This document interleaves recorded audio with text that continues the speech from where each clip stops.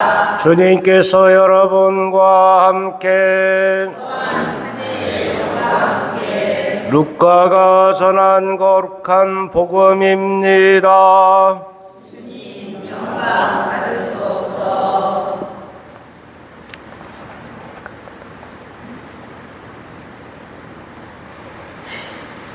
그때 예수님께서는 비유를 들어 제자들에게 이르셨다. 눈머니가 눈머니를 인도할 수야 없지 않느냐? 둘 다 구덩이에 빠지지 않겠느냐? 제자는 스승보다 높지 않다. 그러나 누구든지 다 배우고 나면 스승처럼 될 것이다. 너는 어찌하여 형제의 눈 속에 있는 티는 보면서 내 눈 속에 있는 들보는 깨닫지 못하느냐?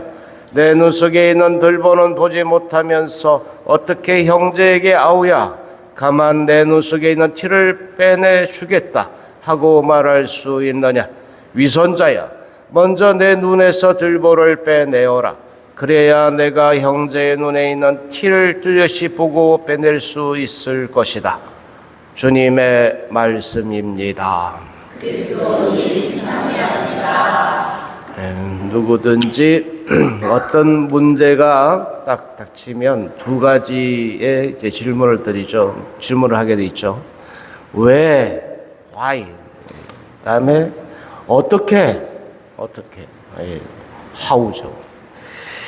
이 두 가지 질문을 던져요. 왜 이런 일이, 또 이 문제가 이렇게 접근하는 것은 이 원인과 이유를 묻는 것이기도 합니다. 원인과 이유를 묻고 또 어떻게는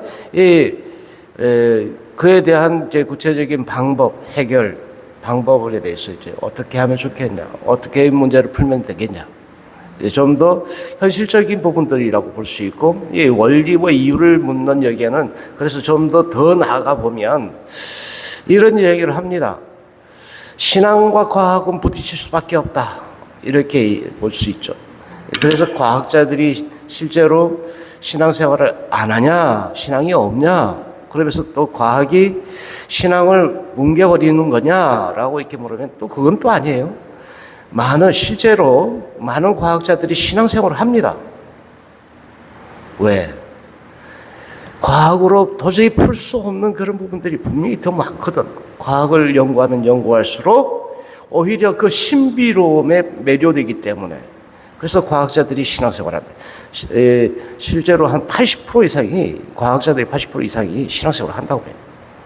그러니까 상충되지 않는 듯 하지만 상충된다고 보는, 그러니까 실제 과학자가 아닌 사람들은 그렇게 생각한다. 그런데도 과학자들은 신앙생활을 한다. 왜? 왜라는 것은 근본의 이유에 대한 물음이기 때문에, 왜 이렇지? 왜 그런 거야?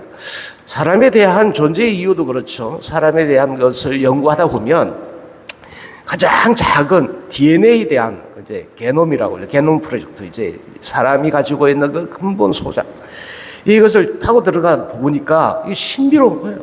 이 과학자들이 그런 얘기를 해요. 이 게놈은, 그 DNA는 이 하느님이, 창조주 하느님이 거기에 심어 놓은 창조의 의지, 반영이라고. 창조는 그래서 계속되고 있다고 이렇게 이야기를 하기도 해요. 근데 어쨌든 왜, 그리고 어떻게, 이 물음은 계속되어야 한다. 신앙인들에게도 역시 마찬가지일 겁니다. 왜, 어떻게. 근데 이 물음을 던지는 것은 다름이 아니라 기도다. 기도하지 않는 자들은 왜, 어떻게를 묻지 않아요. 그냥 무조건, 그건 광신이죠, 광신. 묻지 않는 물음. 이 물음을 계속 던져야 하는 것은 제대로 보기 위함이죠. 제대로 식별하기 위함이고, 그래서 제대로 봐야 누군가에게도 그것을 제대로 알려줄 수도 있는 것이다. 제대로 보지도 못하면서도 그런 얘기를 하고 있다면 그는 눈먼 인도자와 다르지 않을 거다. 오늘 복음에 눈먼이가 눈먼이를 인도할 수 없지 않느냐라고 묻는 물음, 이 물음은 우리들에게도 다시 한번 기도하라라는 강력한 촉구가 그 안에 담겨 있지 않은가.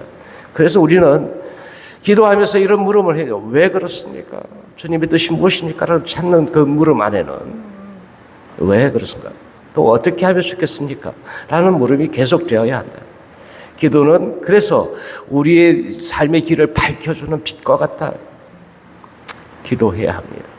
그래서 우리도 제대로 바라볼 줄 아는 우리가 될 수 있었으면 좋겠습니다. 아멘.